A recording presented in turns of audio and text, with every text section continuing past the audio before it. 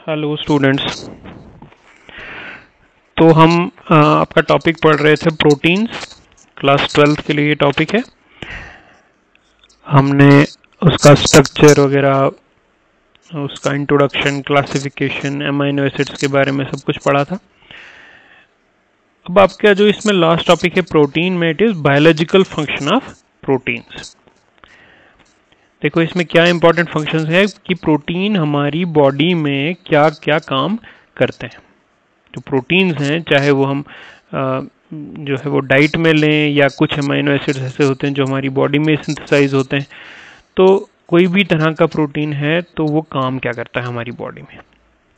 First is structural material. देखो हमारी body में जो है ना वो ग्रोथ डेवलपमेंट के लिए क्या चाहिए, स्ट्रक्चरल जो है वो फैक्टर्स होने चाहिए, मतलब स्ट्रक्चर्स बनाने के लिए। जैसे आपके स्किन बनानी है, हेयर्स बनाने हैं, हमारे बोन्स हैं, बहुत तरह के ब्लड सेल्स हैं, ठीक है। तो सब कुछ में स्ट्रक्चर इन्वॉल्व है, स्ट्रक्चर बनाना है।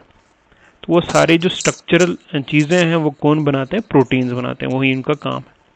One of the most important functions of the proteins is that they serve as the chief structural material of animal tissues. जो mainly structural element है वो वही है proteins. Structural proteins are approximately 1/2 of body's total protein content. जो भी body में total protein है उसमें से 50% जो है ना वो स्ट्रक्चर बनाने के ही काम में आते हैं, वो स्ट्रक्चरल प्रोटीन्स है। बाकी कुछ फंक्शनल वगैरह भी होते हैं। Some common examples of structural protein, जैसे कैरेटिन इन स्किन। अब देखें जो हमारी बॉडी के स्ट्रक्चर, जैसे कैरेटिन, स्किन में कैरेटिन होता है। हेयर्स, नेल्स, वूल, हॉर्न, फीदर्स ना, जो भी आपके नेल्स हैं, हेयर्स हैं, स्किन है। आप एनिमल्स में वूल की बात करेंगे, हॉर्न, फीदर्स, ये सब किस चीज़ के बने हैं, कैरेटिन के। अल्फा कैरेटिन, बीटा कैरेटिन हमने पढ़ा था। तो ये एक फंक्शन हो गया प्रोटीन का। कोलेजन इन टेंडन्स, जो हमारे मसल्स फाइबर्स वगैरह होते हैं या टेंडन्स होते हैं, जो टेंडन्स किसके, मसल्स के, वो भी क्या होते हैं, ये प्रोटीन्स ही होते हैं। बोन्स एंड कार्टिलेज, हमारी बॉडी में बोन्स बनानी है, कार्टिलेज बनाना है। जो आप कार्टिलेज आपको पता है तो सॉफ्ट तरह की कुछ एक बोन जैसी होती है, इसको कार्टिलेज बोलते हैं। Myosin in muscles and fibroin in silk. तो ये सारे क्या हैं, प्रोटीन्स हैं, स्ट्रक्चरल प्रोटीन्स हैं, स्ट्रक्चर बनाते हैं। Next is transport agent. हमारी बॉडी में खाली स्ट्रक्चर की जरूरत नहीं है, मटेरियल को एक जगह से दूसरी जगह ट्रांसपोर्ट भी करना है। जैसे ऑक्सीजन हम सांस में लेते हैं, वो ब्लड तक पहुंचानी है, सेल्स तक पहुंचानी है, ट्रांसपोर्ट करना है। वहां से कार्बन डाइऑक्साइड लानी है, फूड जो हम खाते हैं उसको ट्रांसपोर्ट करना है।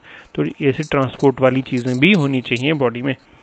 Certain protein serve as transport agents और delivery vans in the body, delivery करने के लिए, बहुत सारी चीज़ों की डिलीवरी करने के लिए।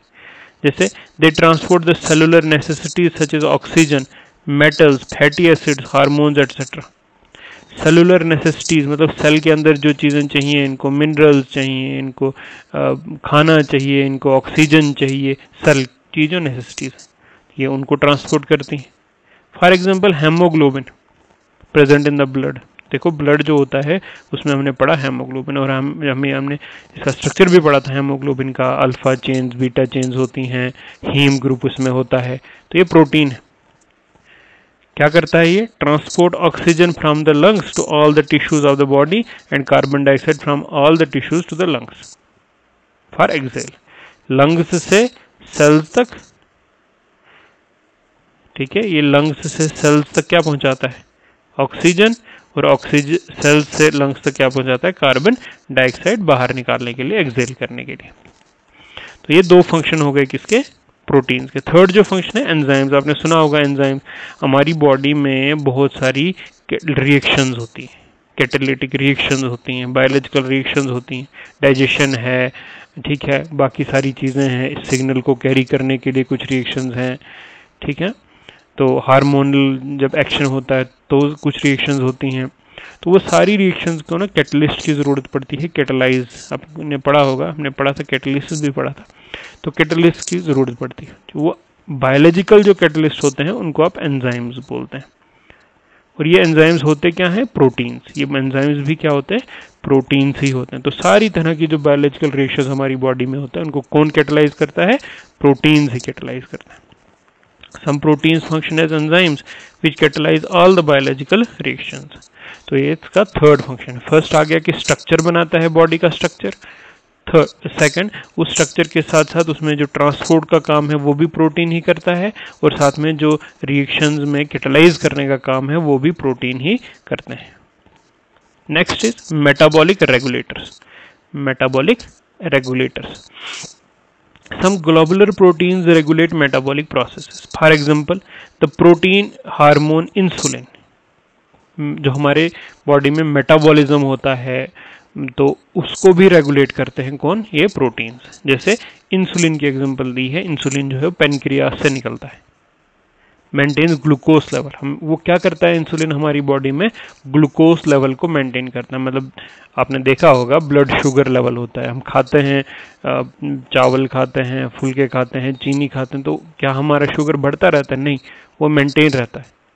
एक डब्बा हमने कुछ मीठा खा लिया तो इसका मतलब ये नहीं कि ब्लड का शुगर लेवल जो है वो बढ़ जाएगा, वो ब्लड का शुगर लेवल मेंटेन ही रहेगा नॉर्मल पर्सन्स में। हाँ, डायबिटिक वगैरह होते हैं तो उसमें बढ़ जाता है।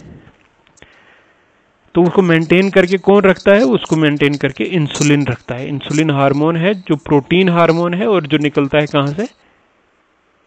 पेनक्रियास से। क्या करता है वो? 60 to 100 mg पर क्यूबिक पर 100 सेंटीमीटर क्यूब ऑफ ब्लड, इतना मेंटेन रखता है 60 से 100 के बीच में, नॉर्मल है।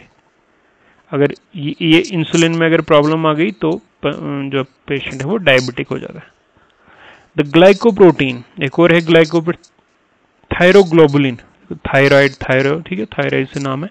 थायरोग्लोबुलिन एक प्रोटीन है जो निकला है कहाँ से? थायराइड ग्लैंड से। Helps in the synthesis of amine hormone thyroxine. ठीक है, तो थायराइड ग्लैंड से एक हार्मोन निकलता है थायरोक्सिन, और ये जो थायरोक्सिन है इसकी सिंथेसिस में हेल्प करता है एक, जिसको आप बोलते हैं थायरोग्लोबुलिन। थायरोग्लोबुलिन एक प्रोटीन है जो इस थायरोक्सिन हार्मोन को बनाने में हेल्प करता है। एक तो हार्मोन भी हो सकता है जस्ट लाइक इंसुलिन, मगर एक ऐसा भी प्रोटीन हो सकता है जो हार्मोन के बनाने में हेल्प करे, तो इसे थायरोक्सिन को बनाने में हेल्प करता है। Fibrinogen which is converted into insoluble protein fibrin and thus causes clotting of blood.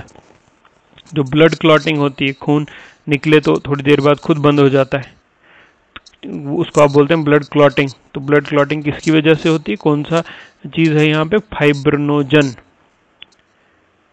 जो प्रोटीन में कन्वर्ट हो जाता है fibrin, which converts into insoluble protein fibrin and thus causes clotting of blood. Nucleoprotein, constituent of genes, carry genetic information from parents to the offspring. इसके अलावा जो nucleic acids होते हैं, हमारे क्रोमोसोम्स होते हैं, डीएनए, आरएनए, उनमें भी कुछ प्रोटीन्स एसोसिएट होते हैं, कुछ चीज़ें होती हैं जिनको आप न्यूक्लियोप्रोटीन्स बोलते हैं। ठीक है, न्यूक्लिक एसिड्स और प्रोटीन्स, तो न्यूक्लियोप्रोटीन्स इनको बोलेंगे। वो क्या करते हैं? वो जेनेटिक इन्फॉर्मेशन को फ्रॉम पेरेंट्स टू ऑफस्प्रिंग्स ले जाने में हेल्प करते हैं। तो ये आपका फोर्थ इसकी एप्लीकेशन है कि मेटाबॉलिक रेगुलेटर्स, बहुत सारे आपकी बॉडी में जो फंक्शन है, इंसुलिन है शुगर को कंट्रोल करने के लिए, थायरोग्लोबुलिन है थायरोक्सिन बनाने के लिए जो दूसरे मेटाबॉलिक प्रोसेस करता है बॉडी में, फाइब्रिनोजन है फाइब्रिन बनाता है जो क्लॉटिंग ऑफ ब्लड करता है, और जो है आपका जेनेटिक इंफॉर्मेशन कैरी करने के लिए न्यूक्लियोप्रोटीन्स हेल्प करते हैं। Antibodies, fifth is antibodies. These are proteins which defend the body against the invasion of foreign organisms. Antibodies हमने बहुत सुना होगा कोरोना के टाइम पे, एंटीबॉडीज।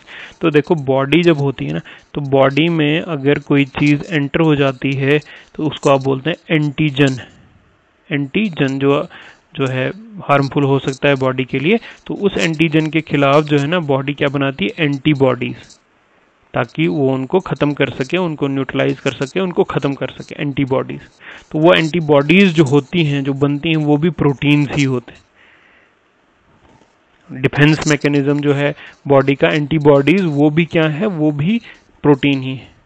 जैसे व्हेन एन इन्फेक्शियस स्पीशीज जैसे वायरस, बैक्टीरिया, फॉरेन पार्टिकल अगर enters the body blood, it releases foreign substances called antigens. In response to these antigens, the body proteins produce specific proteins called antibodies. The antibodies thus produced then specifically combine with the antigens which induce their synthesis, thereby protecting us from diseases. एक antigen के लिए particular एक antibody ही बनेगी जो उसको खत्म करने के काम में आएगी। जैसे एग्जांपल लिखी हुई है, gamma globulins present in the blood plasma are the example of antibodies. Antibody के एग्जांपल देंगे गामा ग्लोबुलिन्स। गामा ग्लोबुलिन्स ये ब्लड प्लाज्मा में है और ये एंटीबॉडीज है। ठीक है, तो ये 5 फंक्शन हो गए आपके, इंपॉर्टेंट फंक्शन है ये प्रोटीन्स के। स्ट्रक्चरल काम ये करता है, ये आपका ट्रांसपोर्ट पूरी बॉडी के स्ट्रक्चर बनाने में हेल्प करता है। एग्जांपल इसमें आप देंगे कैरेटिन देंगे, कोलेजन देंगे, मसल्स में टेंडन्स, कोलेजन देंगे टेंडन्स में, बोन कार्टिलेज वगैरह, मायोसिन देंगे मसल्स। आप ट्रांसपोर्ट ब्लड में, ब्लड के एग्जांपल देंगे, एंजाइम्स एक्ट करते हैं, बहुत सारे मेटाबॉलिक रेगुलेटर्स हैं, हार्मोन्स के एग्जांपल देंगे और antibodies. This is all about proteins. Next जो आपका टॉपिक है it is nucleic acids. Next जो आपका इंपॉर्टेंट बायोमॉलिक्यूल है वो है न्यूक्लिक एसिड। सुना होगा आपने, एक सेल होता है, एनिमल सेल, प्लांट सेल, उसमें एक न्यूक्लियस होता है और न्यूक्लियस के अंदर क्या होता है, क्रोमोसोम्स होता है, जेनेटिक मटेरियल होता है, वो डीएनए या आरएनए होता है। वो जो डीएनए आरएनए होता है उसमें क्या होता है, या ये जो क्रोमोसोम होता है इसमें जेनेटिक इंफॉर्मेशन होती है जो पेरेंट्स से ऑफस्प्रिंग, जब ये नया सेल बनाएगा तो वो जेनेटिक इंफॉर्मेशन इसमें भी ट्रांसफर होती है पेरेंट से ऑफस्प्रिंग में। तो nucleic acids every generation of each speech, और आपको पता है कि वो रिजेंबल करती है, जैसे आपका इसमें मान लो कोई हॉर्स है, उसकी कोई नई जनरेशन आ गई, मतलब उसका जो है ऑफस्प्रिंग आया हॉर्स का, तो वो हॉर्स के जैसा ही होता है। इंसान का जो अगर नया ऑफस्प्रिंग आया तो वो इंसान के जैसा ही होगा। तो जेनेटिक इंफॉर्मेशन जो है वो ट्रांसफर होती, वो ट्रांसफर किसकी वजह से होती है, इन्हीं न्यूक्लिक एसिड्स की वजह से। Resemble its ancestors that the nucleus of a living cell is responsible for the transmission of these characteristics from one generation to the another. जो सेल के अंदर जो न्यूक्लियस है और न्यूक्लियस के अंदर जो क्रोमोसोम्स हैं, जो जेनेटिक मटेरियल है, वही रिस्पॉन्सिबल है ट्रांसफर ऑफ कैरेक्टर्स में। The particles are responsible for the heredity are called chromosomes. जो वो पार्टिकल्स जो हेरिडिटी के लिए, ट्रांसफर के लिए इंपॉर्टेंट है, उनको आप बोलते हैं chromosomes, which are made of biomolecules called nucleic acids. These are mainly of 2 types, DNA and RNA. जो सेल के न्यूक्लियस के अंदर जो क्वाइल्ड ऐसे स्ट्रक्चर होता है बिल्कुल, उनको आप बोलते हैं क्रोमोसोम्स। वो क्रोमोसोम्स क्या होता है, ऐसे थ्रेड लाइक स्ट्रक्चर हैं, किस चीज के बने होते हैं, न्यूक्लिक एसिड्स के, डीएनए या आरएनए के। न्यूक्लियोसाइड, न्यूक्लियोटाइड हम पढ़ेंगे अब आगे। तो वो 2 तरह के हैं, क्या ये बायोमॉलिक्यूल्स हैं जिनको आप न्यूक्लिक एसिड्स बोलते हैं, और 2 तरह के हैं, डीएनए और RNA. Biopolymers present in the chromosomes which are responsible for the transmission of characteristics from one generation to are called nucleic acids. तो क्रोमोसोम में जो बायोमॉलिक्यूल्स प्रेजेंट हैं, बायोपॉलीमर्स प्रेजेंट हैं जो रिस्पॉन्सिबल हैं ट्रांसमिशन ऑफ कैरेक्टर के लिए from one generation to next, उनको आप बोलते हैं nucleic acids. They are also called polynucleotides since the repeating structural unit, monomeric unit of the nucleic acid is a nucleotide. देखो जैसे अमाइनो एसिड जुड़ेंगे तो आपका बनता है प्रोटीन, उसी तरह से न्यूक्लियोटाइड अगर जुड़ेंगे तो आपका बनता है न्यूक्लिक एसिड, डीएनए या आरएनए, न्यूक्लियोटाइड। तो न्यूक्लियोटाइड क्या है, इसका मोनोमर। न्यूक्लिक एसिड क्या है, पॉलीमर, और इसके जो सिंगल यूनिट है इनको आप न्यूक्लियोटाइड बोलते हैं। तो इसलिए पूरी चेन को पॉलीन्यूक्लियोटाइड भी बोलते हैं, जिससे बहुत सारे न्यूक्लियोटाइड होते हैं, पॉलीन्यूक्लियोटाइड भी बोलते हैं। अब composition of nucleic acid. Complete hydrolysis of DNA RNA gives a mixture of 3 different compound. कैसे पता चला हमने कि उसमें है क्या, न्यूक्लिक एसिड में है क्या? हमने एक डीएनए लिया, थ्रेड लाइक स्ट्रक्चर, आरएनए लिया, जो भी लिया, उसको हाइड्रोलिसिस की, कंप्लीट हाइड्रोलिसिस। हाइड्रोलिसिस मतलब तोड़ना, इसको छोटे छोटे छोटे छोटे पीसों में तोड़ना, और पीस करके हमें पता चला कि इसके अंदर है क्या। ये जो न्यूक्लिक एसिड है या ये जो न्यूक्लियोटाइड चेन है, इसके अंदर है क्या? 3 चीजें इसमें होती, पेंटोज शुगर, नाइट्रोजनस बेस और फास्फोरिक एसिड। ये 3 चीजें हमें उसमें मिली। मतलब एक जो यूनिट है ना, ऐसे बहुत सारे यूनिट मिले जिनको आप न्यूक्लियोटाइड बोल रहे हैं, और बना आपका पॉलीन्यूक्लियोटाइड, या जिसको आप न्यूक्लिक एसिड बोलते हैं।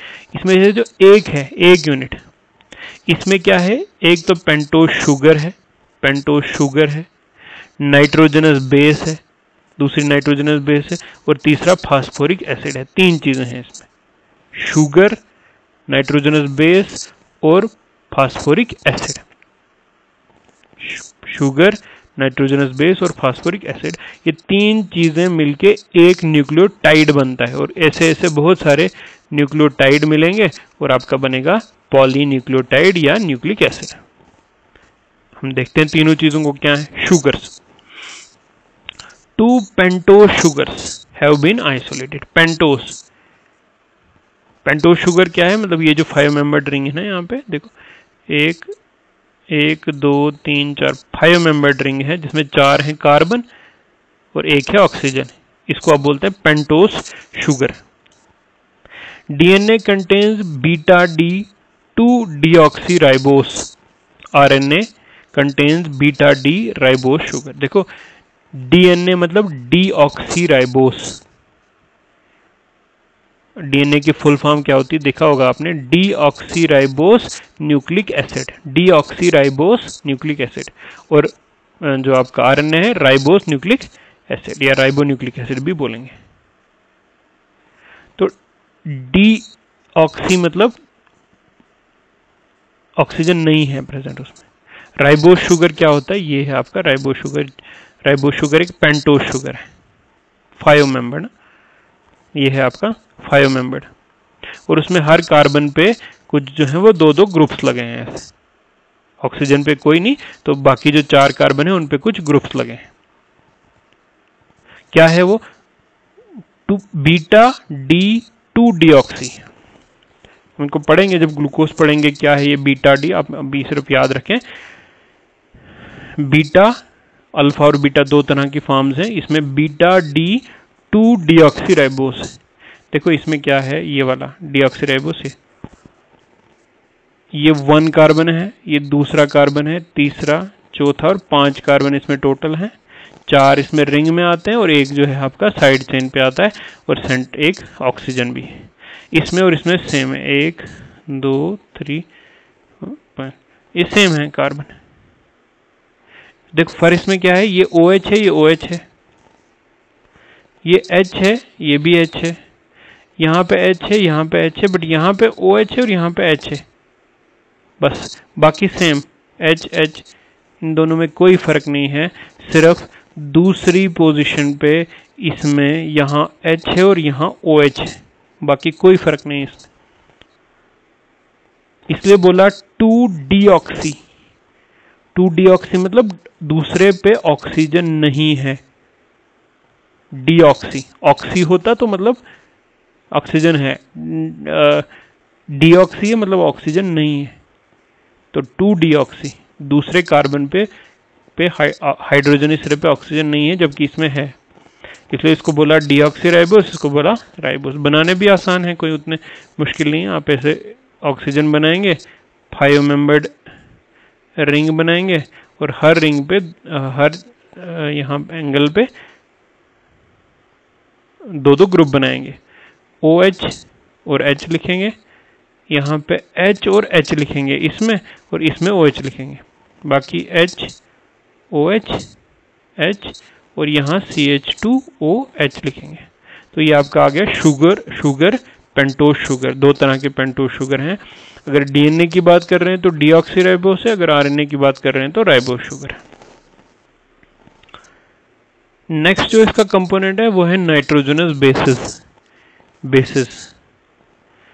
There are two different classes of heterocyclic nitrogenous bases which have been isolated by the hydrolysis of nucleic acid। वैसे ही न्यूक्लिक एसिड की हाइड्रोलिसिस से ही हमको पेंटोज शुगर का भी पता चला, नाइट्रोजन बेस का भी पता चला, फास्फोरिक एसिड का भी। पेंटोज शुगर क्या है हमने देख लिया, नाइट्रोजनस बेस की बात करते हैं। अभी नाइट्रोजनस बेसिस डीएनए आरएनए में दो तरह के होते हैं, प्यूरीन्स एंड पिरिमिडीन्स। प्यूरीन्स एंड पिरिमिडीन्स। प्यूरीन्स क्या होते हैं? Two purines which are mostly commonly found in nucleic acids are adenine and guanine. Adenine और गोनिन हैं दो प्यूरीन्स, और साइटोसिन, थाइमिन और यूरासिल हैं तीन पिरिमिडीन्स। ठीक है, आप ये याद रखेंगे, प्यूरीन्स और पिरिमिडीन्स। एडेनिन और गोनिन है उसमें प्यूरीन, और साइटोसिन, थाइमिन, यूरासिल ये हैं पिरिमिडीन। मतलब ये डीएनए में सारे होते हैं, 5 के 5 ही। इसमें सिर्फ ये जो यूरासिल है वो आपका आरएनए में होता है, बाकी ये सारे जो हैं रिपीट करके आते रहते हैं उसमें। क्या है ये प्यूरीन्स पिरिमिडीन्स? देखो, प्यूरीन्स जो है ना ये डबल रिंग स्ट्रक्चर होते हैं, डबल रिंग, फ्यूज्ड रिंग जैसी दो रिंग्स हैं, मगर जो पिरिमिडीन्स है ये सिंगल रिंग स्ट्रक्चर है।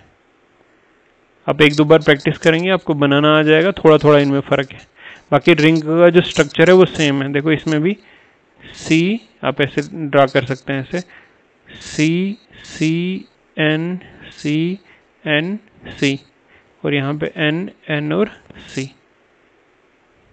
ठीक है, एक दो बार आप ड्रा करें और उसके बाद आप सिंगल बॉन्ड, डबल बॉन्ड ऐसे लगाएंगे, इनमें सेम है सारा।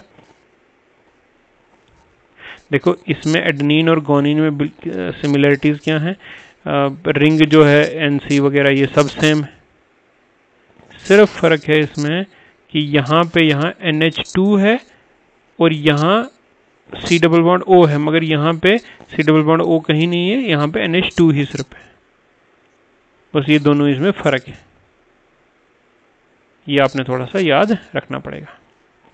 एडेनिन और गोनिन है ये प्यूरीन्स इनको बोलते हैं, जो डबल रिंग स्ट्रक्चर है। जो तीन है साइटोसिन, थाइमिन, यूरासिल, ये सिंगल रिंग स्ट्रक्चर हैं, इनको आप पिरिमिडीन्स बोलते हैं, सिंगल रिंग है इसमें। समझो, ये एक रिंग को छोड़ दो, ये वाली बस ये वाली जो रिंग आ गई ये पिरिमिडीन आ गई। अब इसमें भी थोड़ा थोड़ा ग्रुप्स में फ़र्क है, देखो आपको दिख रहा होगा, बाकी सेम है। इसमें C डबल बॉन्ड O है, यहाँ भी C डबल बॉन्ड O है, यहाँ C डबल बॉन्ड O है, बट यहाँ पे CnH2 है, और यहाँ पे CH3 भी है, यहाँ पे CH3 नहीं। और यूरासिल में क्या है? यूरासिल में आपका बस इसमें ये और ये स्ट्रक्चर नियरली सेम है, सिर्फ इसमें CH3 है और इसमें CH3 यहाँ नहीं लगा है बस। तो ये आ गए आपके प्यूरीन्स और पिरिमिडीन्स। आप बुक में भी देख सकते हैं, यहाँ से आप स्क्रीनशॉट भी ले सकते हैं और एक दो बार इसको ड्रा करने की प्रैक्टिस करें। जस्ट अगर आपको ये ग्रुप्स पता चल गए कौन सा कहाँ है तो आपका काम हो गया। तीसरा जो कंपोनेंट है इसमें वो है फास्फोरिक एसिड। मतलब एक न्यूक्लियोटाइड को तोड़ा तो उसमें से पेंटोज शुगर निकला, नाइट्रोजनस बेस निकला और फास्फोरिक एसिड निकला। जो पेंटोज शुगर है वो अगर ये चीज़ डीएनए है तो निकलेगा डीऑक्सीराइबोस होगा ये, और अगर ये आरएनए है तो निकलेगा राइबोस शुगर। दोनों में फ़र्क क्या है? सिर्फ एक ऑक्सीजन का फ़र्क है दूसरी पोजीशन पे। नाइट्रोजनस बेस वहाँ पे निकलेंगी, वो उसमें एडेनिन होगा, गोनिन होगा, साइटोसिन होगा, थाइमिन होगा और यूरासिल होगा। ये चारों तो होंगे डीएनए में, मगर ये अगर आरएनए है तो ये यूरासिल उसमें होगा। और फिर लास्ट आ गया फास्फोरिक एसिड। फास्फोरिक एसिड क्या है? ये सिंपल सा ये वाला ग्रुप है H3PO4। H3PO4 स्ट्रक्चर अगर आप ड्रा करें तो ये ऐसे है, P double bond O, OH OH और OH, H3PO4 ये आपका आ जाएगा स्ट्रक्चर। ये क्या काम करता है? इसका क्या काम है? इसका सिर्फ है कनेक्शन बनाना, कनेक्ट करना एक न्यूक्लियोसाइड को दूसरे न्यूक्लियो, मतलब ये जुड़े होंगे, मान लो यहाँ पे आपका जुड़ा होगा पेंटोस शुगर और शुगर के साथ जुड़ा होगा नाइट्रोजनस बेस, उस तरह से यहाँ होगा पेंटोस शुगर और नाइट्रोजनस बेस आपस में जुड़े होंगे। तो ये जो यूनिट्स हैं इनको जोड़ने का काम करता है आपका फास्फोरिक एसिड सेंटर में। फास्फोरिक एसिड का यही काम है, इनको जोड़ने का काम करता है। तो this is the third component. तो ये आपका डीएनए के बारे में कुछ बात हो गई और आरएनए के बारे में बात हो गई। अगर आप ऐसे रफली स्ट्रक्चर बनाएं तो ऐसा है कि इसमें क्या होता है, डीएनए का स्ट्रक्चर कुछ इस तरह का होता है, डबल स्ट्रैंडेड होता है। डीएनए जो होता है वो डबल स्ट्रैंडेड होता है।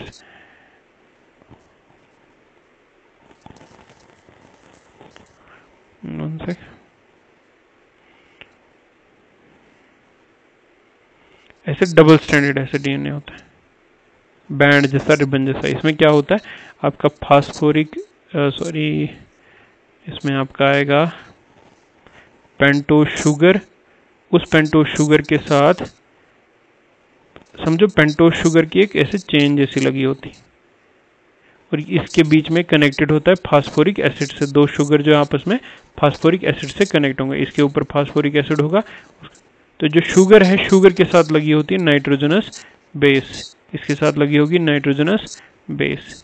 तो ये होगी एक चेन। उसी तरह से दूसरी चेन, यहाँ से ये चेन ऊपर के लिए जा रही होती, एक दूसरी चेन नीचे के लिए भी आ रही होती। मतलब यहाँ पे आपका होगा ये आपका पेंटोस शुगर नीचे के लिए, फिर आपका फास्फोरिक एसिड, फिर आपका पेंटोस शुगर ऐसे नीचे के लिए जा रही होगी। और इस पे भी लगे होंगे आपके नाइट्रोजनस बेस, यहाँ पे लगा होगा नाइट्रोजनस बेस। और ये नाइट्रोजनस बेस आपस में फिर हाइड्रोजन बॉन्डिंग जो है वो बनाते हैं। तो इस तरह से दो चेन्स आपकी बनती हैं, ऐसे और ऐसे, और बीच में जो है वो नाइट्रोजनस बेसिस से जुड़े होते हैं हाइड्रोजन बॉन्डिंग। पढ़ेंगे हम इसका डिटेल में स्ट्रक्चर। आज के लिए इतना ही। Function of proteins and DNA और आरएनए का इंट्रोडक्शन और उनकी जो 3 बेसिक कंपोनेंट हैं, शुगर, नाइट्रोजनस बेस और फास्फोरिक एसिड। Thank you.